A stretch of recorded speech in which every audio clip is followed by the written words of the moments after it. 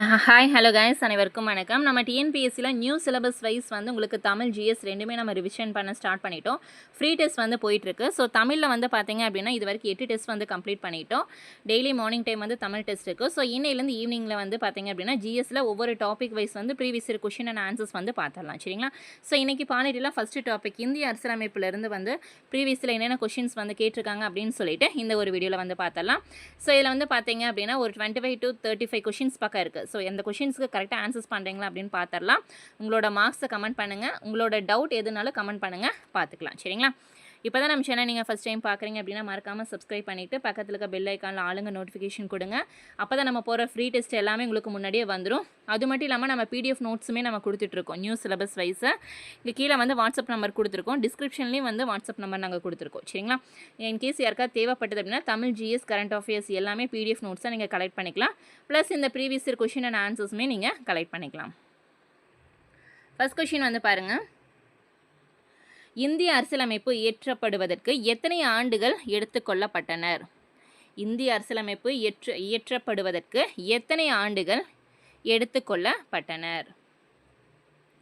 எத்தனை ஆண்டுகள் தேவைப்பட்டது அப்படி அப்படின்னா ஆன்சர் ஆப்ஷன் ஏ 2 ஆண்டுகள் 11 மாதங்கள் மற்றும் 17 நாட்கள் ஆச்சு. சரிங்களா? இந்த ஒரு இந்திய அரசியலமைப்பு வந்து இயற்றப்படுவதற்கு 2 ஆண்டுகள் 11 மாதங்கள் மற்றும் 17 நாட்கள் வந்து கம்ப்ளீட் ஆச்சு. சரிங்களா?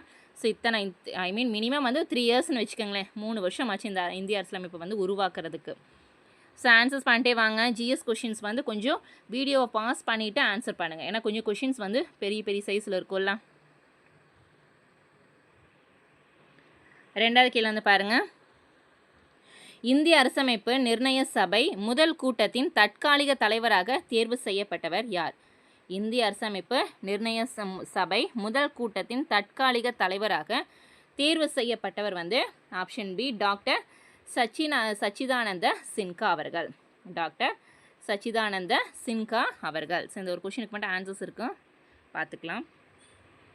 தேர்ட் கொஷின் வந்து பாருங்கள். 1947 மார்ச்சில் மவுண்ட் பேட்டன் டேஷ் என்பவருக்கு மாற்றாக இந்திய வைஸ்ராயாக பொறுப்பேற்றார். 1947 மார்ச்சில் வந்து மவுண்ட் பேட்டன் அவர்கள் டேஷ் என்பவருக்கு மாற்றாக இந்திய வைஸ்ராயாக பொறுப்பேற்றார். யாருக்கு பதிலாக? சரிங்களா? ஸோ மாற்றாகன்னு என்ன? அவங்களுக்கு பதிலாக பொறுப்பேற்றார். So answer option C Wavell அவர்களுக்கு பதிலாக. கொஷின் வந்து கொஞ்சம் மெதுவாகவே நான் போகிறேன், படித்து பார்த்து ஆன்சர் பண்ணுங்கள். இந்திய அரசமைப்பு முழுமையாக ஏற்றுக்கொள்ளப்பட்ட ஆண்டு? இந்திய அரசமைப்பு முழுமையாக ஏற்றுக்கொள்ளப்பட்ட ஆண்டு ஆன்சர் ஆப்ஷன் சி 26 நவம்பர் 1949 தான். சரி, 26 நவம்பர் 1949. அடுத்து வந்து பாருங்கள். கீழ்காணும் வாக்கியங்களை கருதுக. ஃபர்ஸ்ட் ஒன் வந்து கிரகண கோட்பாடு என்பது 26 ஜனவரி 1950க்கு முன் இயற்றப்பட்ட அரசியல் சாசன சட்டங்களை சாரும். ரெண்டாவது, அரசியல் சாசனம் வந்த பிறகு முன் உள்ள சட்டங்களின் மீது ஒரு நிழல் பட்டு கிரகண கோட்பாட்டின் கீழ் வந்துவிடுகின்றனர், ஏனெனில் இது அரசியலமைப்புக்கு ஒத்து போகாதது. மூணாவது, விதி 13(1) மற்றும் 13(2) கீழ் அனைத்து சட்டங்களும் அரசியல் சாசனத்திற்கு முன்பாகவே உள்ள சட்டங்கள் ஆகும். ஸோ நம்மளுக்கு பார்த்தாலே தெரியுது எது வந்து சரி. 1, 2 மட்டும்தான் சரி, 3வது வந்து தவறாக கொடுத்துருக்காங்க. விதி 11, 13(1) 13(2) வந்து பார்த்தீங்க அப்படின்னா சட்டங்கள், அந்த 2 சட்டங்களுமே வந்து அரசியல் சாசனத்துக்கு முன்பாகவே உள்ள சட்டங்கள் அப்படின்னு சொல்லியிருக்காங்க. அது அதுக்கப்புறம் வந்த சட்டங்கள் தானே. ஸோ ஆன்சர் வந்து ஆப்ஷன் ஏ தான் வந்து சரி. 1, 2 மட்டும்தான் சரி. அடுத்த கேள்வி வந்து பாருங்கள். சுதந்திர இந்தியாவிற்கு ஓர் அரசமைப்பு சட்டம் வேண்டும் என முதலில் பரிந்துரைத்தவர் யார்? சுதந்திர இந்தியாவிற்கு வந்து ஓர் அரசமைப்பு சட்டம் வேண்டும் என முதலில் பரிந்துரைத்தவர் யார்? Answer M N. Roy. Option B M N. Roy அவர்கள். அடுத்த கேள்வி வந்து பாருங்கள். இந்திய அரசு சட்டம் 1935 படி தேசிய அளவில் நீதிமன்றமானது நிறுவப்பட்டது, அதன் பெயர் என்ன? இந்திய அரசு சட்டம் 1935 படி தேசிய அளவில் நீதிமன்றமானது நிறுவப்பட்டது, அதோட பெயர் என்னன்னு கேட்டிருக்காங்க. ஆன்சர் இந்திய கூட்டாட்சி நீதிமன்றம். ஆப்ஷன் சி இந்திய கூட்டாட்சி நீதிமன்றம். அடுத்த கேள்வி 1946ஆம் ஆண்டு டிசம்பர் மாதம் 9ஆம் தேதி அரசமைப்பு நிர்ணய சபையின் முதல் கூட்டம் நடைபெற்றது. இக்கூட்டத்திற்கு டேஷ் என்பவர் தலைமை தாங்கினார். இதுலேயே வந்து 2 கேள்வி இருக்குது, நோட் பண்ணிக்கோங்க. 1946ஆம் ஆண்டு டிசம்பர் 9ஆம் நாள் அரசமைப்பு நிர்ணய சபையின் முதல் கூட்டம் வந்து நடைபெற்றது. சரிங்களா? அந்த கூட்டத்துக்கு தலைமை தாங்கியவர் யார்? எந்த வருஷம்? 1946. இதெல்லாமே ரொம்ப முக்கியமான கேள்வி. ஆன்சர் ஆப்ஷன் சி டாக்டர் சச்சிதானந்த சின்ஹா அவர்கள் தலைமையில் நடந்தது. அடுத்த கேள்வி 1946 அமைச்சரவை தூதுக்குழுவின் உறுப்பினர்களாக இந்தியா வந்தவர்கள் யார்? 1946 அமைச்சரவை தூதுக்குழுவின் உறுப்பினர்களாக இந்தியா வந்தவர்கள் யார்? Answer option A Pethick Lawrence Prabhu, sir Stafford grips மற்றும் ஏவி அலெக்சாண்டர் அவர்கள். ஸோ இவங்க 3 பேருமே வந்து பார்த்திங்க அப்படின்னா 1946 தூதுக்குழுவோட, சரிங்களா, அமைச்சரவையோட தூதுக்குழுவோட உறுப்பினர்களாக இந்தியா வந்தாங்க. அடுத்த கேள்வி வந்து பாருங்கள், இந்திய அரசமைப்பு வரைவு குழுவின் தலைவர் யார்? இந்திய அரசியலமைப்பு வரைவு குழுவின் தலைவர் யார்? Answer doctor B.R. அம்பேத்கர் அவர்கள். அடுத்த கேள்வி வந்து பாருங்கள், இந்திய அரசியலமைப்பு உருவாக வரைவு குழு எடுத்துக்கொண்ட காலம். ஸோ இதுவே 2 டைப் ஆஃப் கொஷின்ஸ் கேட்டிருக்காங்க, பார்த்தீங்கன்னா தெரிஞ்சிருக்கும். ஃபர்ஸ்ட் கொஷின் இதே மாதிரி தான் கேட்டிருந்தாங்க. இந்திய அரசியலமைப்பு உருவாக வரைவு குழு எடுத்துக்கொண்ட காலம் வந்து எத்தனை நாட்கள், எத்தனை ஆண்டுகள்? ஆன்சர் ஆப்ஷன் ஏ 2 ஆண்டுகள் 11 மாதம் மற்றும் 18 நாட்கள்.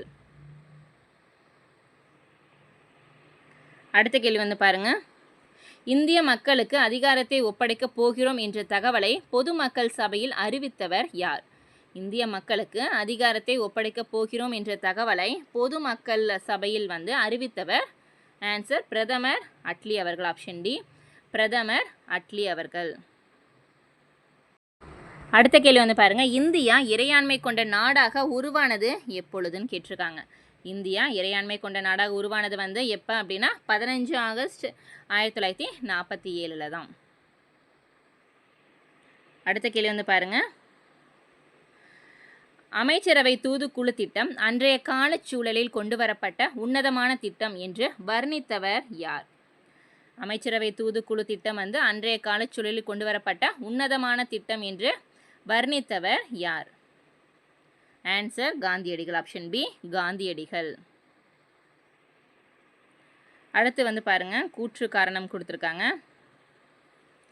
இந்திய அரசியலமைப்பு சட்டம் முழுமையான கூட்டாட்சி அரசியலமைப்பு அல்ல. கூற்று என்ன? இந்திய அரசியலமைப்பு சட்டம் முழுமையான கூட்டாட்சி அரசியலமைப்பு அல்ல. காரணம், அமைப்பு செயல் சமநிலையானது ஒன்றியத்தின் வலிமைக்கு சாதகமாக இருக்கிறது. ஸோ இதில் வந்து கூற்று காரணம் பார்த்து சொல்லுங்கள். ஆன்சர் ஆப்ஷன் டி இரண்டும் சரி. சரிங்களா? கூற்று காரணம் இரண்டும் சரி. காரணம் வந்து கூற்றுக்கான சரியான விளக்கம். இந்திய அரசியலமைப்பு சட்டம் வந்து முழுமையான கூட்டாட்சி அரசியலமைப்பு கிடையாது. அமைப்பு செயல் சமநிலையானது. சரிங்களா? ஸோ அமைப்பும் செயலும் எல்லாமே வந்து ஈக்குவலாக தான் இருக்கும். ஒன்றியத்தின் வலிமைக்கு சாதகமாக இருக்கிறது.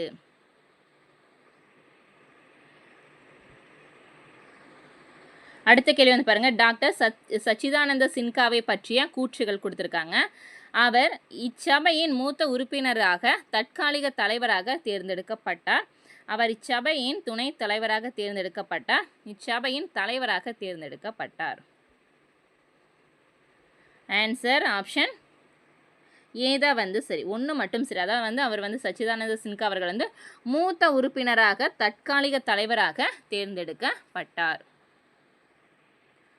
அடுத்த கேள்வி வந்து பாருங்க, கீழ்காணும் 3 கூற்றுகளில் இந்திய அரசியலமைப்பு சட்டம் குறித்த சரியான கூற்றை காண்க.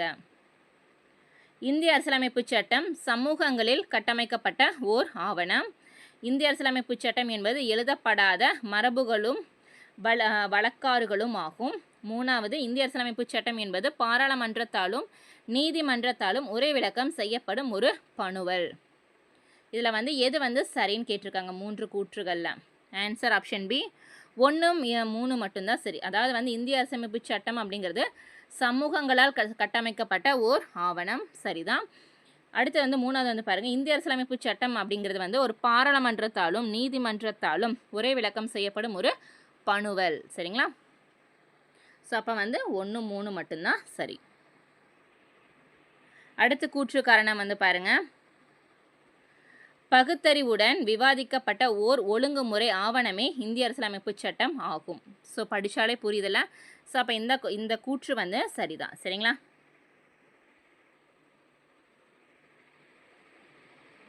காரணம், பல்வேறு கருத்துடைய குழுக்கள் கூடி கலந்து விவாதித்து தங்களுக்குள் ஒரு ஒப்பந்தத்தை எட்டிய இடமே இந்திய அரசியலமைப்பு ஆகும். சரிங்களா? என்ன சொல்கிறாங்கன்னா, பகுத்தறிவுடன் விவாதிக்கப்பட்ட ஒரு ஒழுங்குமுறை ஆவணமே இந்திய அரசியலமைப்பு சட்டம் அப்படிங்கிறாங்க. காரணம் வந்து என்ன அப்படின்னா, பல்வேறு கருத்துடைய குழுக்கள் வந்து ஒன்றா கூடி விவாதித்து தங்களுக்குள் ஒரு ஒப்பந்தத்தை வந்து பண்ணிக்கிறாங்க. சரிங்களா? ஸோ அதுதான் வந்து இந்திய அரசியலமைப்பு சபை அப்படின்னு சொல்கிறாங்க. ஸோ அப்போ இது வந்து ரெண்டுமே சரி தான். சரிங்களா? ஆப்ஷன் சி, கூற்று காரணம் ரெண்டுமே சரி. மேலும் காரணம் வந்து கூற்றுக்கான சரியான விளக்கம். அடுத்த கேள்வி வந்து பாருங்கள், 1946ஆம் ஆண்டு பிரிட்டிஷ் அமைச்சரவை குழுவிற்கு டேஷ் என்பவர் தலைமையேற்றார். 1946ஆம் ஆண்டு பிரிட்டிஷ் அமைச்சரவை குழுவிற்கு யார் வந்து தலைமையேற்றார்? Answer Pethick Lawrence. Option D, Pethick Lawrence அவர்கள். அடுத்த கூற்று வந்து பாருங்கள், அரசியல் சாசன நிர்ணய சபையை மாநில சட்டமன்றத்தின் உறுப்பினர்கள் மறைமுகமாக தேர்ந்தெடுக்கிறார்கள். அரசியல் சாசன நிர்ணய சபையை வந்து மாநில சட்டமன்றத்தின் உறுப்பினர்கள் வந்து மறைமுகமாக தேர்ந்தெடுக்கிறார்கள். சரிங்களா? ஸோ இது வந்து சரிதான். காரணம் வந்து பாருங்கள், மாநில சட்டமன்றத்தின் ஒவ்வொரு சமுதாயமும் தன் உறுப்பினர்களை ஒற்றை மாற்றத்தக்க விகிதாச்சார வாக்குமுறையில் தேர்வு செய்கிறார் அப்படிங்கிறாங்க. சரிங்களா? அதான் மாநில சட்டமன்றத்தில் இருக்கிற ஒவ்வொருத்தரையும் வந்து பார்த்திங்க அப்படின்னா, ஒவ்வொரு உறுப்பினர்களையும் வந்து ஒற்றை மாற்றத்தக்க விகிதாச்சார வாக்குமுறையில் தான் வந்து தேர்வு செய்கிறார்கள் அப்படின்னு சொல்லியிருக்காங்க. சரிங்களா? ஸோ இது வந்து தவறு தானே. நம்ம ஆல்ரெடி இந்திய அரசியலமைப்பு பார்க்கும்போதே நம்ம சொல்லியிருந்தோம், எந்த முறையில் எத்தனை % வந்து உறுப்பினர்களை வந்து எப்படி தேர்வு செய்கிறாங்க அப்படின்னு சொல்லிட்டு. சரிங்களா? ஸோ அப்போ வந்து கூற்று வந்து சரி, காரணம் வந்து தவறு, சரியான விளக்கம் அல்ல. சரிங்களா? அடுத்து வந்து பாருங்கள், பொறுத்துக, பொருத்தமான விடையை காண்க. பார்க்கலாங்களா? 1976 42வது அரசியலமைப்பு சட்ட திருத்தம் சரிதான். 2007 வந்து மூத்த குடிமக்கள் சட்டம். 1950 வந்து இந்திய அரசியலமைப்பு. 1948 ஐநா சபை மனித உரிமைகள் பிரகடனம். கரெக்டுங்களா? 1976 வந்து 42வது அரசியலமைப்பு சட்ட திருத்தம். 2007 மூத்த குடிமக்கள் சட்டம். 1950 வந்து இந்திய அரசியலமைப்பு. 1948 வந்து ஐநா சபையோட மனித உரிமைகள் பிரகடனம். ஸோ இதுக்கான ஆன்சர் ஆப்ஷன் பி, 3, 4, 2, 1 தான் சரி. ஏதாவது டவுட் அப்படின்னா கமெண்ட் பண்ணுங்கள். ஒவ்வொரு கொஷினையும் வந்து பாஸ் பண்ணி வச்சு ஆன்சர் பண்ணுங்கள். ஏன்னா சரிங்களா? அடுத்த கேள்வி, அரசியலமைப்பின் கருத்தாக்கம் முதலில் தோன்றிய நாடு எது? அரசியலமைப்பின் கருத்தாக்கம் முதலில் தோன்றிய நாடு எது? ஆன்சர் அமெரிக்க ஐக்கிய நாடு, யுனைடெட் ஸ்டேட் ஆஃப் அமெரிக்கா, அமெரிக்க ஐக்கிய நாடு. அடுத்த கேள்வி வந்து பாருங்கள், 1945 சிம்லா மாநாட்டை கூட்டிய அரச பிரதிநிதி யார்? 1945 சிம்லா மாநாட்டை வந்து கூட்டிய அரச பிரதிநிதி யார்? ஆன்சர் ஆப்ஷன் ஏ, வேவர் பிரபு அவர்கள். அடுத்த கேள்வி வந்து பாருங்க, யார் இந்திய அரசியலமைப்பின் சிற்பி என கருதப்படுகிறார்? ரொம்ப ரொம்ப முக்கியமான கேள்வி, ப்ரீவியஸில் நிறைய டைம் கேட்டிருக்காங்க. யார் இந்திய அரசியலமைப்பின் சிற்பி என கருதப்படுகிறார்? Doctor B.R. அம்பேத்கர் அவர்கள். Option A, doctor B.R. Ambedkar அவர்கள். அடுத்த கொஷின் வந்து பாருங்க, அரசமைப்பு நிர்ணய சபையின் பணிகளை பற்றிய பின்வரும் நிகழ்வுகளை காலவரிசைப்படுத்துக. சரிங்களா, காலவரிசைப்படுத்துக. ஸோ அதான் வந்து நான் பக்கத்துலேயே ஆண்டுகள் கொடுத்துருக்கு பாருங்க. ஸோ இதுக்கான ஆன்சர் ஆப்ஷன் ஏப்பா. சரிங்களா, ஆப்ஷன் ஏ. ஃபஸ்ட்டு தேசிய கொடி ஏற்றுக்கொண்டது. தேசிய கொடியை ஏற்றுக்கொண்டது வந்து 1947 ஜூலை 22. அதுக்கப்புறம் வந்து பார்த்திங்கன்னா இந்திய காமன்வெல்த் அமைப்பின் உறுப்பினராக அங்கீகரிக்கப்பட்டது. சரிங்களா? 1949 இந்திய காமன்வெல்த் அமைப்பின் உறுப்பினராக அங்கீகரிக்கப்பட்டது. அதுக்கப்புறம் வந்து பார்த்திங்கன்னா தேசிய கீதத்தை ஏற்றுக்கொண்டது. எப்போ? 1950 ஜனவரி 24. 1950 ஜனவரி 24. ஸோ லாஸ்ட் ஒன், தற்காலிக இந்திய பாராளுமன்றமாக தொடர்ந்து இயங்கியது வந்து பார்த்திங்கன்னா 26 ஜனவரி 26 1950. ஸோ ரெண்டுமே வந்து 1950. பட் வந்து டேட் வந்து நல்லா பார்த்துக்குங்க. சரிங்களா? ஸோ அப்போ இதுக்கான ஆன்சர் வந்து 2, 1, 3, 4 தான் வந்து சரியான காலவரிசைப்படி கொடுத்துருக்காங்க. கரெக்டாக நோட் பண்ணிக்கோங்க பக்கத்துலேயே. அடுத்த கேள்வி வந்து பாருங்கள், இதுவும் கூற்று காரணம் தான். கூற்று வந்து பாருங்கள், டாக்டர் B.R. அம்பேத்கர் இந்திய அரசியலமைப்பு சபையின் அரசியலமைப்பு சட்ட வடிவமைப்பு குழுவின் தலைவராக இருந்தார். படித்து பாருங்கள், ஆன்சர் பண்ணுங்கள். ஸோ அதான் என்ன சொல்லியிருக்காங்க அப்படின்னா, டாக்டர் B.R. அம்பேத்கர் அவர்கள் வந்து இந்திய அரசியலமைப்பு சபையின் அரசியலமைப்பு சட்ட வடிவ குழுவின் தலைவராக இருந்தார். காரணம் வந்து பாருங்கள், காரணம் இந்தியா ஒரு குடியரசு நாடு என்று தொடங்குவதற்கு ஒரு புள்ளியாக பிரிட்டிஷ் அமெரிக்கன் ஸ்விஸ் அமைப்பின் அரசியலமைப்பின் மாதிரியை கையாளுவதில் நேருவும் அம்பேத்கரும் ஒரு சிறந்த வழியாக கொண்டிருந்தார்கள் அப்படிங்கிறாங்க. சரியா? ஸோ காரணம் சரியா? நல்லா படித்து பார்த்து ஆன்சர் பண்ணுங்கள். காரணம் வந்து சரியா தவறு? கரெக்டாக? அப்போ கூற்று மட்டும்தான் சரி. கூற்றில் வந்து பார்த்திங்கன்னா B.R. அம்பேத்கர் அவர்கள் வந்து அரசியலமைப்போட வரைவு குழுவின் தலைவராக இருந்தார். சரிதான். காரணம் வந்து தவறு. சரிங்களா? சரியான விளக்கம் அல்ல. So answer option D. So இந்த மாதிரி சின்ன சின்ன மிஸ்டேக்ஸ் வந்து நம்ம பண்ணுவோம். ஸோ உங்களுக்கு வந்து டீட்டெயில் எக்ஸ்ப்ளனேஷன்ஸோட PDF நோட்ஸ் வந்து நாங்கள் கொடுத்துட்ருக்கோம். ஸோ உங்களுக்கு வேணும் அப்படின்னா டிஸ்கிரிப்ஷனில் வாட்ஸ்அப் நம்பர் கொடுத்துருக்கோம். நீங்கள் டெக்ஸ்ட் பண்ணி டீட்டெயில் கேட்டு PDF நோட்ஸ் வந்து வாங்கிக்கலாம். சரிங்களா? அடுத்த கேள்வி, நீதி புலனாய்வு கருத்துரு டேஸ் அரசியலமைப்பிலிருந்து பெறப்பட்டது. நீதி புலனாய்வு கருத்துரு டேஸ் அரசியலமைப்பிலிருந்து பெறப்பட்டது. ஆன்சர் ஆப்ஷன் பி, அமெரிக்க அரசியலமைப்பிலிருந்து பெறப்பட்டது. அமெரிக்க அரசியலமைப்பிலிருந்து பெறப்பட்டது. அடுத்த கேள்வி வந்து பாருங்கள், கீழ்கண்ட எந்த நாட்டு அரசியலமைப்புடன் இந்திய அரசியலமைப்பின் முகவுரை பெரும் பகுதி ஒத்துள்ளது? எந்த நாட்டுடன் நம்மளோட இந்திய அரசியலமைப்போட முகவுரை வந்து பெரும் பகுதி ஒத்துள்ளது அப்படின்னு கேட்டிருக்காங்க. சரிங்களா? ஸோ எது கூட? அமெரிக்க அரசியலமைப்பு கூட கொஞ்சம் ஒத்து போகும். சரிங்களா? அடுத்தது வந்து பாருங்கள், இந்தியாவில் நீதி புலனாய்வு பற்றிய கீழ்காண்பவர்களும் எது வந்து சரின்னு கொடுத்துருக்காங்க. சரிங்களா? எது வந்து சரின்னு பாருங்கள்.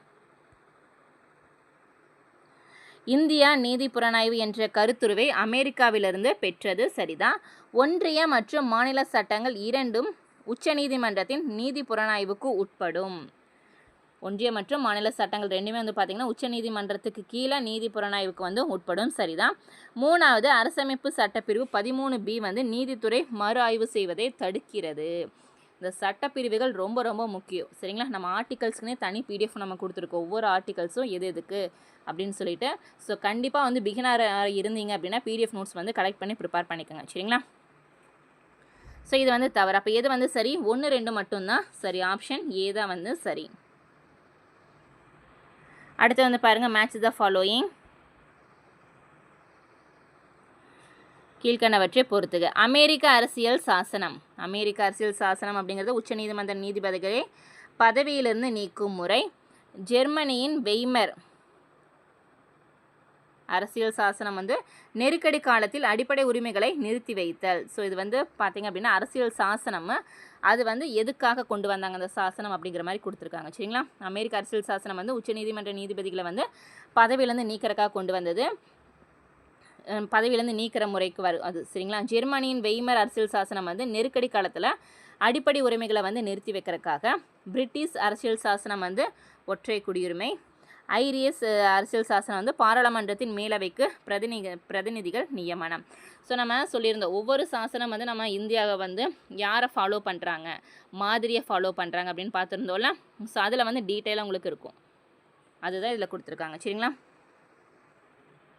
அடுத்த கேள்வி வந்து பாருங்கள், நீதித்துறை செயல்பாட்டு முறை என்ற கூற்று அறிமுகப்படுத்தப்பட்டது டேஷில். நீதித்துறை செயல்பாட்டு முறை என்ற கூற்று அறிமுகப்படுத்தப்படுவது வந்து எந்த நாட்டில் அப்படின்னு கேட்டிருக்காங்க. ஆன்சர் அமெரிக்கா, ஆப்ஷன் சி அமெரிக்காவில். அடுத்த கேள்வி வந்து பாருங்கள், எந்த நாட்டில் இருக்கட்சி ஆட்சி முறை நடைமுறையில் உள்ளது? எந்த நாட்டில் இருக்கட்சி ஆட்சி முறை வந்து நடைமுறையில் உள்ளது? ஆன்சர் இங்கிலாந்தில், ஆப்ஷன் ஏ இங்கிலாந்து. அடுத்த கேள்வி, பொதுநல வழக்கு என்னும் கருத்து டேஸ் நாட்டில் தோன்றியதாகும்? பொதுநல வழக்கு என்னும் கருத்து எந்த நாட்டில் தோன்றியது? ஆன்சர் அமெரிக்க ஐக்கிய நாடுகள், ஆப்ஷன் ஏ அமெரிக்க ஐக்கிய நாட்டில் தொடங்கினதுதான். அடுத்த கேள்வி வந்து பாருங்கள், அரசியலமைப்பின் கருத்தாக்கம் முதலில் தோன்றிய நாடு எதுப்பா? அரசியலமைப்பின் கருத்தாக்கம் முதலில் தோன்றிய நாடும் வந்து எது? அமெரிக்க ஐக்கிய நாடு, ஆப்ஷன் பி தான் வந்து சரி. ஸோ எத்தனை கொஷின்ஸ் வந்து எப்படி இன்டெரக்டாக வந்து கேட்டிருக்காங்க நீங்கள் பார்த்தீங்கனாலே தெரிஞ்சிருக்கும். அடுத்த கேள்வி, கீழ்கண்ட நாடுகளில் எந்த நாட்டின் தேர்தல் முறையினை இந்தியா ஏற்றுக்கொண்டது? ரொம்ப ரொம்ப முக்கியம். கீழ்கண்ட எந்த நாடுகளோட தேர்தல் முறையை வந்து இந்தியா வந்து ஏற்றுக்கொண்டுள்ளதுன்னு கேட்டிருக்காங்க. Answer England, option C England. So last one வந்து பாருங்கள், கீழ்வரும் எந்த நாட்டு அரசியலமைப்பிலிருந்து இந்திய அரசியலமைப்பில் உள்ள அரசு நெறிமுறை கோட்பாடு என்ற ஆதாரம் எடுக்கப்பட்டது? ரொம்ப ரொம்ப முக்கியமான கேள்வி. கீழ்வரும் எந்த நாட்டு அரசியலமைப்பிலிருந்து வந்து இந்திய அரசியலமைப்பில் உள்ள அரசு நெறிமுறை கோட்பாடு என்ற ஆதாரம் எடுக்கப்பட்டது? ஆன்சர் அயர்லாந்து, ஆப்ஷன் ஏ அயர்லாந்துலேருந்து. சரிங்களா? ஸோ இன்றைக்கி வந்து ஒரு 35 கொஷின்ஸ் பார்த்துருக்கோம். ஸோ இந்த பாலிட்டியில் இந்திய அரசியலமைப்பு டாப்பிக்கில் இந்த கொஷின்ஸ் தான் ப்ரீவியஸில் கேட்டிருக்காங்க. இதே மாதிரி எக்கனாமிக்கு, ஹிஸ்ட்ரி, பாலிட்டின்னு சொல்லிட்டு ஃபுல்லாக எல்லா டாப்பிக்லேயுமே ஒவ்வொரு டாப்பிக்கும் ப்ரீவியஸில் எந்தெந்த கொஷின்ஸ் கேட்டிருக்காங்கன்னு சொல்லிட்டு சும்மா நம்ம ரிவிஷன் பண்ணிக்கலாம். ஜிஎஸ்சில் தமிழில் வந்து ஃப்ரீ டெஸ்ட் சீரியஸ்ன்னு சொல்லி ஸ்பெஷல் காம்படிட்டிவ் எக்ஸாம்ஸில் நடந்த டெய்லி 50 கொஷின்ஸ் வந்து பார்த்துட்ருக்கோம். அதையும் மறக்காமல் காலையில் ஃபாலோ பண்ணி பார்த்துக்கோங்க. இல்லை உங்களுக்கு ஸ்டடி மெட்டீரியல் தேவைப்படுனா டிஸ்கிரிப்ஷனில் டீட்டெயில் கொடுத்துருக்கோம், நீங்கள் செக் பண்ணி பார்த்துட்டு ஸ்டடி மெட்டீரியல் கலெக்ட் பண்ணிக்கலாம். தேங்க்யூ.